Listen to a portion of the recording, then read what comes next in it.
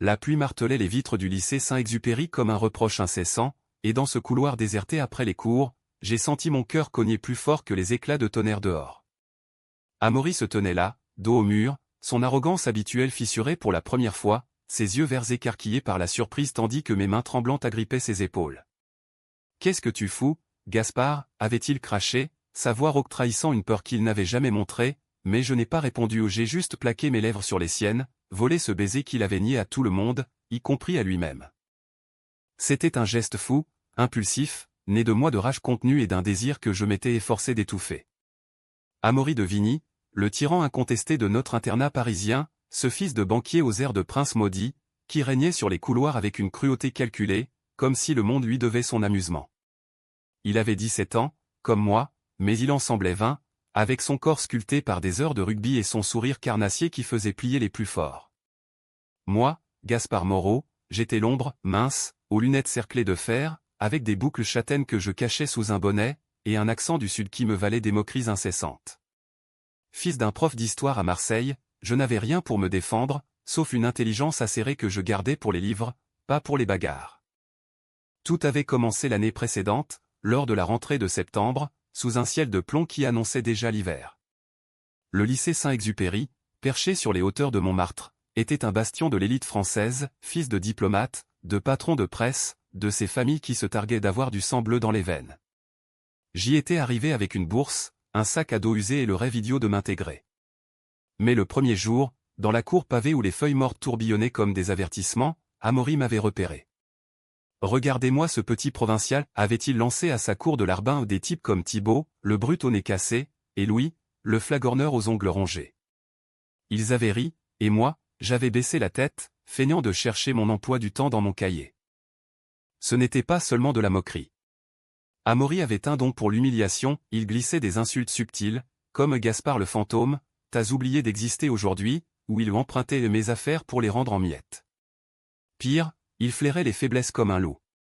Il savait que j'étais différent, pas juste le gamin du Sud, mais celui qui rougissait quand un garçon passait trop près dans le vestiaire, celui qui lisait des romans de Proust en cachette, cherchant dans les lignes enroulées des échos à ses propres tourments. À 16 ans, je n'avais pas encore dit le mot gay à voix haute, même pas à moi-même, mais Amaury le devinait, et il en jouait comme d'un levier. Les semaines passèrent en un brouillard de cours et de nuits agitées dans le dortoir au lit superposé, où les ronflements de mes camarades me tenaient éveillé. J'avais trouvé refuge dans la bibliothèque, un antre au rayonnage sombre sentant le cuir et la poussière, où Madame Duval, la bibliothécaire au chignon strict, me laissait squatter les coins obscurs. Là, je dévorais des histoires d'amour interdites, Maurice de Forster, volées à la section interdite, ou des poèmes de Verlaine qui me faisaient frissonner. Mais même là, Amaury s'invitait. Un soir d'octobre, alors que la nuit tombait tôt, il avait surgi derrière les étagères de philosophie. « Qu'est-ce que tu lis, le PD » avait-il murmuré, arrachant le livre de mes mains. Ses doigts avaient effleuré les miens, une seconde de trop, et j'avais vu dans ses yeux un éclat opaque de haine pure, mais quelque chose de plus trouble, comme un miroir brisé. Je m'étais enfui, le cœur battant, et depuis, j'évitais les couloirs où il traînait. Pourtant, il m'obsédait. Dans mes rêves, son visage dur se radoucissait, ses moqueries devenaient des murmures. C'était pathétique, je le savais tomber pour son bourreau, comme dans ces drames grecs qu'on étudiait en classe. Mais à Paris, ville des amours impossibles, avec ses rues pavées luisantes sous la lune et ses ponts sur la Seine qui promettaient des secrets, comment ne pas succomber? J'imaginais des scénarios absurdes, nous, courant main dans la main le long de la Marne, loin des regards, ou lui avouant dans un café enfumé du Marais que tout n'était qu'une façade. La réalité, elle, était plus cruelle. En novembre, lors d'une sortie scolaire à Versailles, Amaury avait franchi une ligne. Nous étions dans les jardins gelés, le groupe dispersé sous un soleil pâle. J'avais traîné en arrière, admirant les fontaines asséchées, quand il m'avait plaqué contre un buisson d'if taillé. « T'es pathétique, Gaspard » avait-il sifflé, son souffle chaud contre mon oreille. Toujours à rêvasser comme une fille. T'as déjà embrassé quelqu'un, ou t'attends un prince charmant? Ses mains sur mes épaules, lourdes, possessives. J'avais rougi, bafouillé, et il avait ri un rire qui sonnait faux, presque douloureux. Puis il m'avait poussé, fort, et j'étais tombé dans la boue, sous les rires étouffés de ses sbires. Ce soir-là, dans le bus qui rentrait, j'avais pleuré en silence, le goût de la terre dans la bouche. Mais ce baiser volé, ce soir de novembre pluvieux, n'était pas né de la haine seule. C'était une explosion.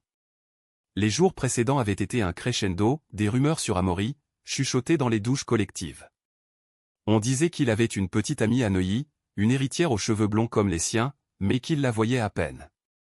On murmurait aussi qu'il s'était disputé avec son père, un magnate de la finance qui le traitait comme un pion. Et moi, j'avais surpris une conversation, Amaury, au téléphone dans les toilettes, voix brisée, « Papa, je ne peux pas comme ça. » Sa vulnérabilité m'avait transpercé. Ce soir-là, après un entraînement de rugby annulé par la tempête, j'avais croisé Amaury seul dans le couloir, adossé au mur, fumant une cigarette volée. Il avait l'air épuisé, ses cheveux mouillés collés au front, sa chemise trempée moulant son torse. « Quoi, le fantôme veut une leçon ?» avait-il lancé, mais sa voix manquait de venin. J'avais avancé, les poings serrés, et avant de comprendre, je l'avais poussé contre le mur pas pour le frapper, mais pour le confronter. Nos corps s'étaient heurtés, sa chaleur contre la mienne, et dans ce choc, le désir avait jailli. Mes lèvres sur les siennes, douces, surprises, puis affamées. Il n'avait pas résisté, au contraire, ses mains avaient agrippé mon pull, un gémissement étouffé dans sa gorge. Quand je m'étais écarté, haletant, ses yeux étaient des lacs troubles. « Espèce de taré » avait-il murmuré, mais il y avait un sourire, fugace, comme un rayon dans la tempête. Puis il s'était enfui, me laissant seul avec le goût de sel et de tabac sur les lèvres. Ce baiser avait tout changé ou du moins, il avait fissuré le mur entre nous. Mais Paris, avec ses intrigues et ses secrets, n'allait pas nous laisser tranquilles. Le lendemain, à la cantine, Thibaut m'avait coincé, « T'as osé toucher à Amaury ? T'es mort, pédale. » La menace planait, et avec elle, le début d'une danse dangereuse. Les jours suivants furent un tourbillon.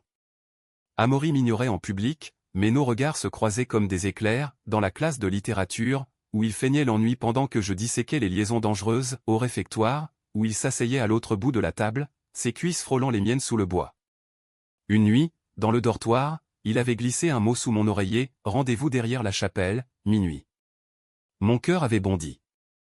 La chapelle du lycée, vestige gothique entouré de cyprès, était notre sanctuaire interdit. J'y étais allé, tremblant sous mon manteau, la lune filtrant à travers les nuages. Il était là, silhouette sombre contre la pierre froide. Sans un mot, il m'avait attiré dans l'ombre, ses lèvres cherchant les miennes avec une urgence qui trahissait sa peur. Nos baisers étaient fiévreux, maladroits ses mains explorant mon dos, les miennes dans ses cheveux. « Je te déteste » murmurait-il entre deux souffles, mais ses yeux disaient l'inverse. Nous parlions peu, de son père, qui le poussait vers un avenir hétéronormé, de ma mère, morte trop tôt, laissant un vide que les livres ne comblaient pas. Pour la première fois, Amaury n'était pas le tyran, il était juste un garçon, brisé comme moi. Mais la réalité nous rattrapait.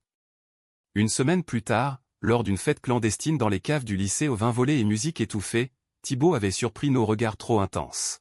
« Amaury, t'es avec ce loser maintenant » avait-il braillé, ivre.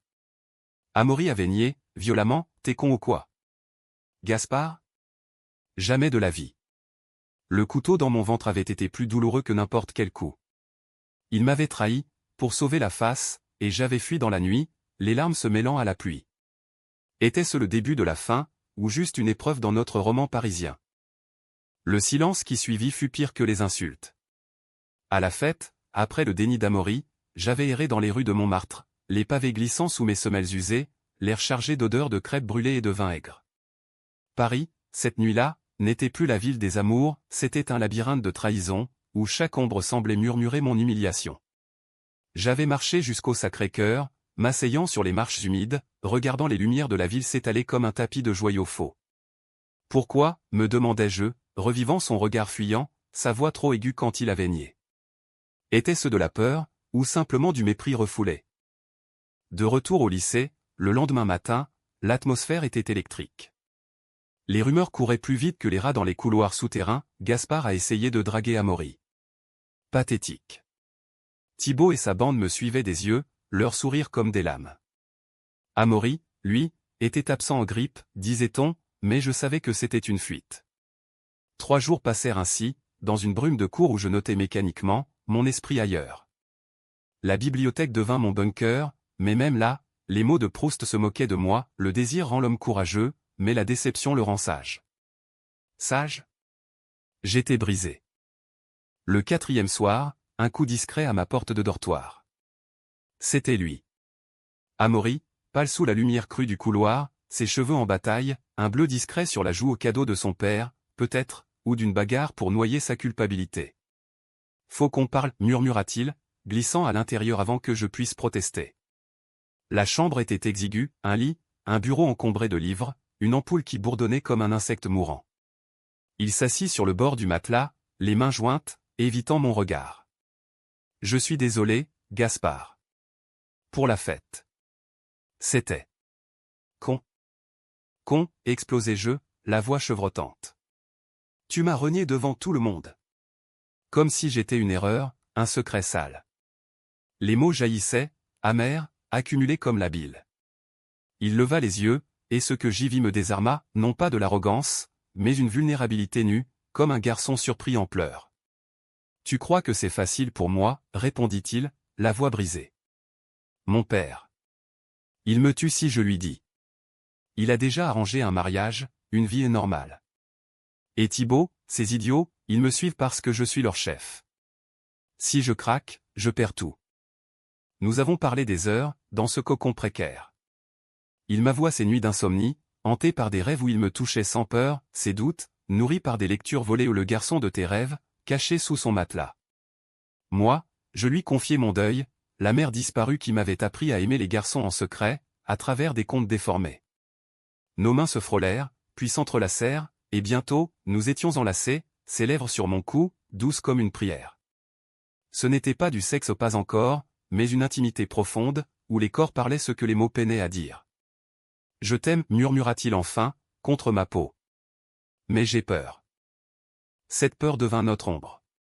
Les semaines suivantes furent un équilibre fragile, des rendez-vous volés derrière la chapelle, où nous nous embrassions jusqu'à l'essoufflement, riant des étoiles qui perçaient les nuages, des notes glissées dans les casiers, poèmes maladroits signés et ton tyran repenti. Amaury changeait, moins de moquerie en public, des regards protecteurs quand Thibaut s'approchait trop.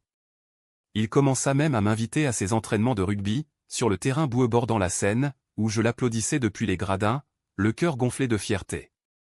Paris nous enveloppait de sa magie, une balade nocturne sur les quais, main dans la main sous un parapluie partagé, ou un pique-nique improvisé dans le jardin des Tuileries, où il me nourrissait de fraises en riant.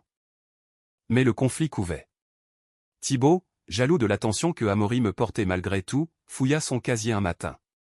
Il trouva les notes, les photos volées en moi, endormies sur un banc de la bibliothèque. Le chantage suivit, dis-le à ton père, ou je balance tout au conseil. Amaury, piégé, céda d'abord, il reprit ses airs de tyran, me snobant en classe, m'évitant dans les couloirs. Chaque rejet était un coup de poignard. C'est pour te protéger, me glissa-t-il un soir, dans l'ombre d'un escalier. Mais la douleur était trop vive, je le repoussai. Protéger ? Tu me tues, Amaury. Le point de rupture vint en décembre, lors du bal de Noël du lycée. La salle des fêtes, ornée de guirlandes et de lumières tamisées, puait le mensonge, des couples hétéros dansant sous le gui, des rires forcés masquant les secrets. Amaury y escorta sa petite amie factice, Élise, une fille aux yeux froids qui le serrait comme un trophée. Je les vis de loin, et la jalousie me rongea. Ivre de punch sucré, je m'approchai, feignant l'innocence. Danse avec moi, Amaury, lançai-je, assez fort pour que les têtes tournent. Il pâlit, Élise ricana, t'es malade, toi. Mais il accepta, la main tendue, et sur la piste, sous les yeux de tous, nous dansâmes un slow maladroit, nos corps trop proches, son souffle chaud dans mon oreille. Thibaut surgit alors, furieux, et l'altercation éclata. Lâche-le, pédé, hurla-t-il, poussant Amaury. Dans la cohue, un poing vola au pas le mien, mais celui de Louis, le flagorneur repentant, qui avait surpris nos secrets. La bagarre fut brève, chaotique, chaises renversées, cris étouffés par la musique. Amaury me protégea, son corps entre le mien et la menace, et pour la première fois, il cria, foutez-lui la paix. C'est à moi de le faire, si je veux. Le silence tomba, lourd comme un verdict. Les conséquences furent immédiates. Le proviseur convoqua Amaury, menaçant d'expulsion. Son père, alerté, débarqua le lendemain, un homme sec, aux yeux d'acier, qui le traîna dans son bureau pour une discussion dont les échos aux cris, portes claquées annèrent le dortoir. Moi, j'attendis dans la cour, sous la neige naissante, priant pour un miracle. Quand il revint, Amaury avait un œil au beurre, et une résolution nouvelle dans le regard. J'ai tout dit, murmura-t-il, s'effondrant dans mes bras. À mon père. À tout le monde. C'est fini, les mensonges. Ce coming out forcé fut un ouragan. Les rumeurs enflèrent, Amaury est gay. Avec Gaspard? Certains se moquèrent, d'autres Madame Duval, le prof de philo aux lunettes rondes offrirent un soutien discret. Thibaut, isolé, s'effondra, avouant plus tard ses propres tourments dans une lettre larmoyante. Mais pour nous, ce fut une libération précaire. Amaury et moi, nous nous réfugiâmes dans des escapades, un week-end à Versailles, loué avec nos maigres économies, où nous marchâmes dans les allées enneigées, nous embrassant sans peur sous les statues impassibles. Tu m'as sauvé, me dit-il un soir, au bord d'un étang gelé. Ton baiser, ce premier vol. Il m'a réveillé. Pourtant, la trahison n'était pas finie. En janvier, Élise blessée dans son orgueil contacta le père d'Amaury, déversant des détails intimes pour se venger. Le banquier réagit avec fureur, il coupa les vivres, menaça d'internat militaire. Amaury, dévasté, douta, et si on arrête? Pour ton bien. La nuit fut un torrent de larmes, nos corps enlacés dans le désespoir, faisant l'amour pour la première fois dans la chambre froide tendre, hésitant, un acte de rébellion contre le monde. Février apporta un froid mordant, qui s'infiltra dans nos os comme le doute dans nos cœurs. Après la trahison d'Élise, Amaury s'était muré dans un silence hanté, errant les couloirs comme un fantôme de lui-même plus de tyran, mais un garçon aux épaules voûtées, évitant même mes regards. Le lycée bruissait de commérages, le prince déchu, le dieu maudit. Moi, je tenais bon, assistant au cours avec une détermination farouche, citant Rimbaud en littérature pour masquer ma rage. Je est un autre, récitais-je, mais intérieurement, j'étais Gaspard l'abandonné, prêt à tout pour le reconquérir. Un après-midi gris, je le coinçai dans la salle de musique, vide sauf pour un piano délabré aux touches jaunies. Tu ne peux pas fuir éternellement, dis-je, fermant la porte derrière moi. Il était assis sur le tabouret, doigts inertes sur les touches, composant un air funèbre qui flottait comme de la fumée. Et toi, tu ne peux pas me sauver, répondit-il, la voix atone. Mon père veut me briser. Il dit que c'est une phase, une faiblesse. Et si il a raison? Ces mots me transpercèrent, je m'agenouillai devant lui, prenant ses mains froides dans les miennes. Regarde-moi, Amaury. Ce que nous avons, ce n'est pas une phase. C'est nous. Nous pleurâmes ensemble, ce jour-là, un torrent libérateur qui lava les poisons accumulés. Puis, doucement, ses lèvres trouvèrent les miennes, et le piano devint témoin de notre réconciliation, ses doigts glissant sur les touches tandis que je l'embrassais, un mélange de musique discordante et de soupirs. À partir de là, nous décidâmes de résister. Un plan se forma, contacter une association LGBTQ+ parisienne, La Voix des Invisibles, pour du soutien. Leur local, un appartement haussmannien dans le Marais aux murs couverts d'affiches arc-en-ciel, devint notre refuge. Là, autour de thé fumant, nous parlâmes avec d'autres garçons ou des histoires de rejets familiaux, de premiers amours volés. Amaury, d'abord réticent, s'ouvrit, je me sens normal, ici. Le printemps pointa son nez en mars, avec des cerisiers en fleurs le long de la Seine qui semblaient nous encourager. Nos rendez-vous prirent une teinte romantique, un concert gratuit sous les ponts, où nous dansâmes au son d'un accordéoniste errant, une nuit au Louvre, après les heures, grâce à un ami de Madame Duval, nos mains jointes devant la victoire de Samothrace, symbole de nos victoires fragiles. Amaury riait plus, son corps se détendant contre le mien lors de nos étreintes nocturnes dans le dortoir, où nous apprenions l'un l'autre avec une tendresse infinie. Tu es mon Amérique, me murmura-t-il un soir, évoquant les films hollywoodiens qu'il adorait, ces romances épiques où l'amour triomphe des tempêtes. Ironique, pour un tyran français repenti, mais cela nous liait, ce rêve d'un ailleurs libre, loin des conventions parisiennes. Pourtant, le chaos trao se profilait. Le père d'Amaury, impitoyable, lança une offensive, il retira son inscription au lycée, l'inscrivant de force à un pensionnat strict en Suisse, pour le redresser. La nouvelle tomba comme un coup près lors d'un dîner familial tendu où Amaury m'avait invité, un acte de défi. À table, sous les lustres cristallins de l'hôtel particulier des De Vigny, le banquier déversa son venin, c'est une abomination, ce que tu fais avec ce provincial. Tu salis notre nom. Sa mère, une ombre élégante aux perles discrètes, baissa les yeux, murmurant un voyons, chéri impuissant. Amaury explosa, c'est mon nom, mon amour. Pas le tien. Il quitta la table en trombe, me traînant dans la nuit parisienne. Nous courûmes jusqu'à la Seine, essoufflés, le vent printanier fouettant nos visages. Sur le pont des Arts, padloqué de cadenas d'amoureux, il s'effondra contre la rambarde. Je ne partirai pas sans toi, jura Théil, ses yeux brillants de larmes. Mais la réalité nous rattrapa, des avocats, des papiers, une deadline de 2 semaines. Le conflit interne d'Amaury culmina, nuit d'insomnie où il me serrait trop fort, craignant l'aube, jour où il sombrait dans la colère, brisant un vase dans ma chambre pour évacuer. Je le soutenais, lisant des lettres de soutien de l'association, évoquant des histoires de couples qui avaient fui comme ces garçons de province partis à Berlin, libres enfin. La trahison finale vint de l'intérieur. Louis, l'ancien flagorneur, rongé par la culpabilité, avoua à Thibault nos plans d'évasion à un train pour Marseille, chez ma tante, où nous pourrions nous cacher le temps de trouver du travail. Thibault, dans un sursaut de loyauté tordue, alerta le père d'Amaury. La police débarqua au lycée un matin de Pâques, arrêtant notre fuite inachevée à la gare de Lyon.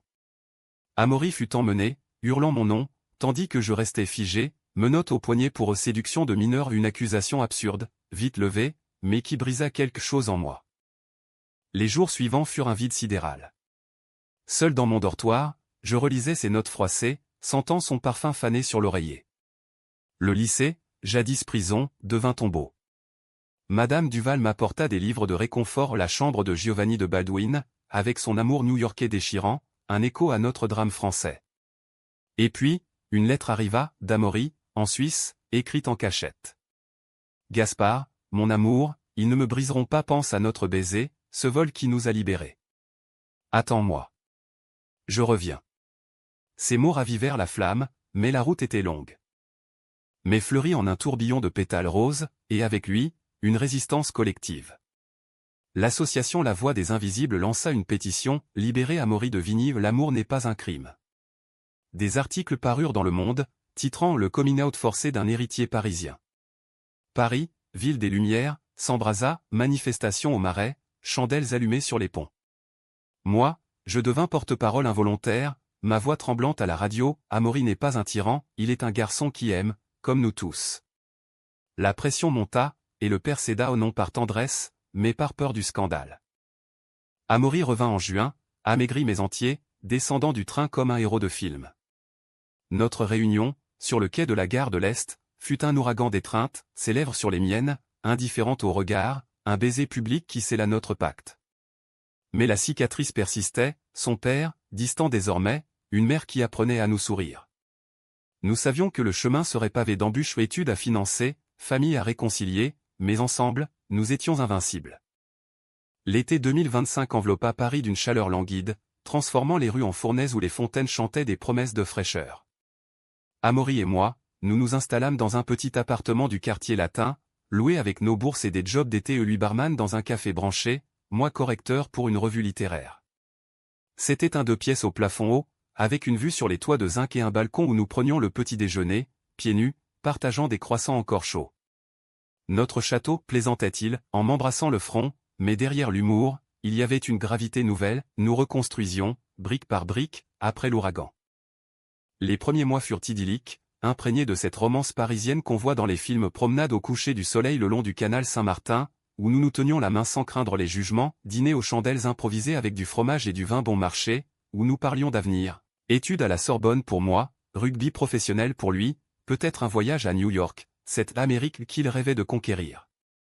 Nos nuits étaient un feu doux, corps entrelacés sous un drap fin, explorant avec une tendresse qui grandissait, passant de la passion brute à une intimité profonde, où les murmures d'amour se mêlaient aux rires étouffés. Mais le passé n'était pas enterré. Thibault, après sa confession, chercha la rédemption, il nous contacta via l'association, avouant ses propres luttes, un frère aîné homophobe, une enfance de silence. Amaury, magnanime, l'invita à dîner. Ce fut une soirée étrange, dans notre salon encombré de livres et de vinyles, rire forcé au début, puis des aveux larmoyants. J'étais jaloux, admit Thibault, de votre force. Cette réconciliation humanisa notre histoire, Thibault devint un allié improbable, nous aidant même à trouver un avocat pour contrer les ultimes pressions du père d'Amaury. Pourtant, un nouveau conflit émergea, plus insidieux, la jalousie interne. En août, lors d'un festival de rue au Marais au Pride en avance, avec drag queens et musique électro, Amaury attira les regards, un garçon aux yeux verts, charismatique, dansant avec une grâce athlétique. Un admirateur, un artiste aux tatouages étirés, l'aborda trop près. Je vis rouge, un écho à mes anciennes insécurités. Tu flirtes, accusai-je plus tard, dans la moiteur de notre chambre. C'est rien, répondit-il, blessé. Tu doutes encore? La dispute éclata, mots acérés comme des éclats de verre, mes peurs d'abandon, sa frustration d'être vu comme un tyran repenti. Nous nous séparâmes pour la nuit, lui sur le canapé, moi dans le lit froid, regrettant déjà. Le lendemain, un geste, il m'attendait sur le balcon avec des roses volées dans un jardin public, et une lettre. Gaspard, tu m'as immobilisé ce jour-là, non pas avec tes mains, mais avec ton cœur. Ne me lâche pas. Nous nous réconciliâmes dans un éclat de rire, faisant l'amour sous la douche commune, l'eau effaçant les traces salées des larmes. Cette crise nous fortifia, nous apprîmes à communiquer, à creuser les failles avant qu'elles ne s'élargissent. Septembre ramena les cours, et avec eux, un équilibre précaire. Au lycée où nous avions obtenu une dérogation pour rester, les regards avaient changé, certains évitaient, d'autres applaudissaient discrètement. Madame Duval organisa un club de lecture LGBTQ+, où nous lûmes Call Me By Your Name, évoquant nos propres étés italiens imaginaires. Amaury, plus confiant, défendit un garçon plus jeune, victime de moqueries, rappelant son propre rôle passé. J'étais le tyran, confia-t-il en assemblée, parce que je haïssais ce que j'étais. Ne laissez pas la peur vous définir. Mais le vrai chaos familial survint en octobre, lors d'un dîner tendu chez les de Vigny. Le père, adouci par les articles flatteurs sur son fils courageux, invita Élise non pour la réconcilier, mais pour tester Amaury. Elle arriva, éblouissante dans une robe rouge, et flirta ouvertement, évoquant des bons vieux temps. Je sentis la trahison remonter, son regard sur Amaury, possessif. Reviens à la raison, murmura-t-elle à son oreille pendant le dessert. Amaury se raidit, mais au lieu de céder, il prit ma main sur la table, un geste public, défait. Élise, c'était un mensonge. Mon vrai amour est là. Le silence fut assourdissant, le père blêmit, la mère pleura doucement. Tu me déshonores, gronda-t-il, mais Amaury tint bon, non, père. Je vous honore en étant moi. La dispute qui suivit fut épique, cris dans le salon lambrissé, vase brisé, ultimatum.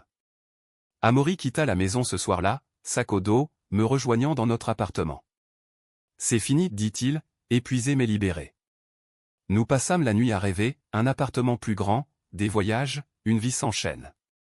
Pourtant, la vulnérabilité le rongeait, il sombra dans une mélancolie, doutant de son choix. Et si je t'ai entraîné dans ma chute, me demanda-t-il un matin, alors que la pluie automnale battait les carreaux. Je le serrai fort, c'est notre ascension, pas une chute.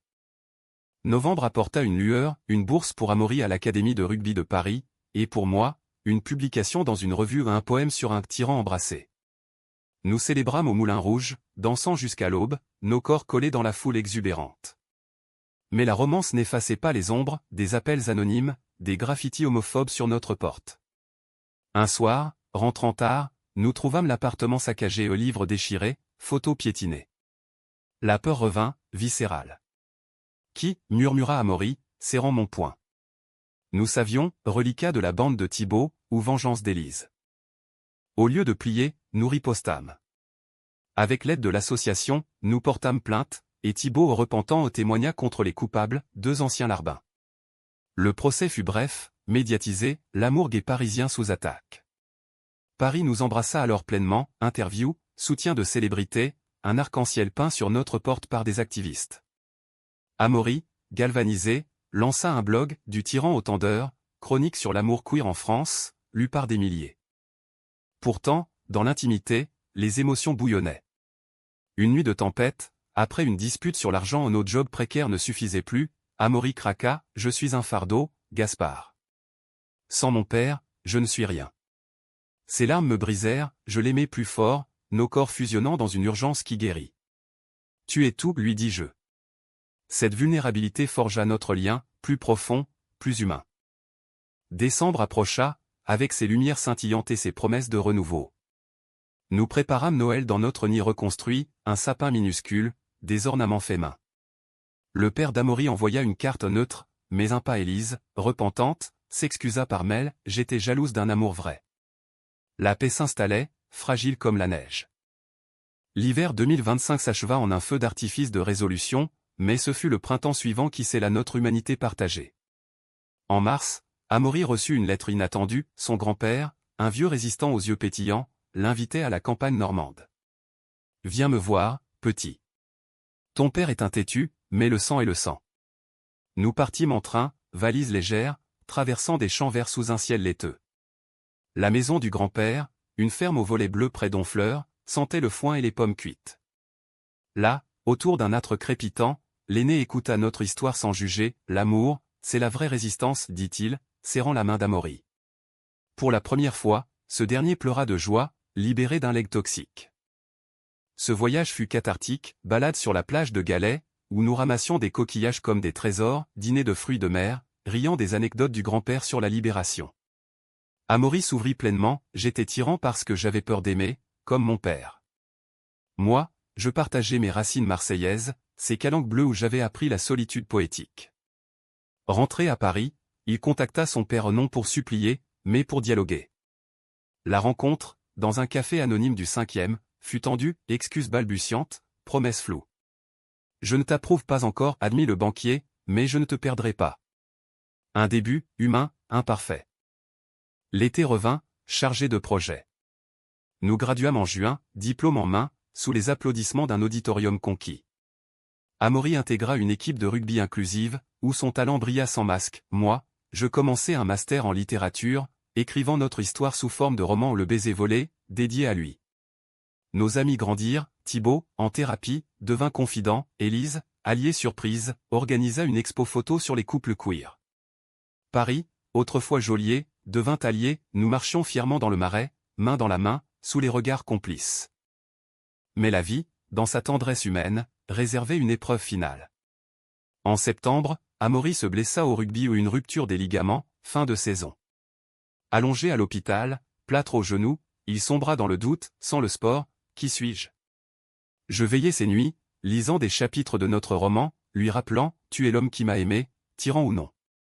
Sa guérison fut lente, mais transformative, il se tourna vers l'écriture, coécrivant avec moi, canalisant sa rage en mots. C'est toi qui m'as immobilisé pour de bon, plaisanta Théil, lors de notre première nuit post-opératoire, nos corps prudents mais affamés.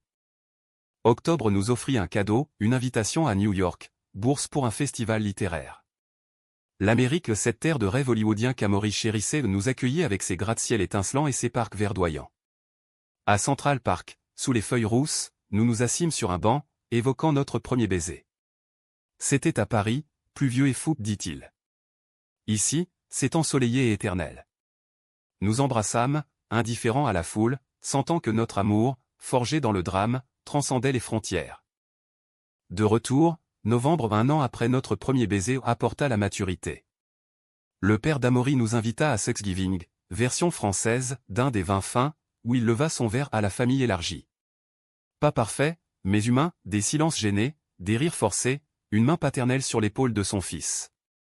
Nous savions que les cicatrices persistaient, homophobie latente, pression sociétale, mais l'amour, ce fil rouge, nous unissait. Aujourd'hui, assis sur notre balcon parisien, regardant la Seine couler indolente, je repense à ce couloir pluvieux. Amaury, à mes côtés, lit un journal, sa tête sur mon épaule. On a gagné, murmure-t-il. Pas une victoire éclatante, mais une humanité conquise, celle d'aimer sans peur, de pardonner les trahisons, de transformer un tyran en tendre amant. Notre histoire n'est pas un conte de fées, c'est un roman français dramatique, émouvant, romantique, où l'amour, volé ou donné, rend libre. Et dans ce libre, nous dansons, éternellement.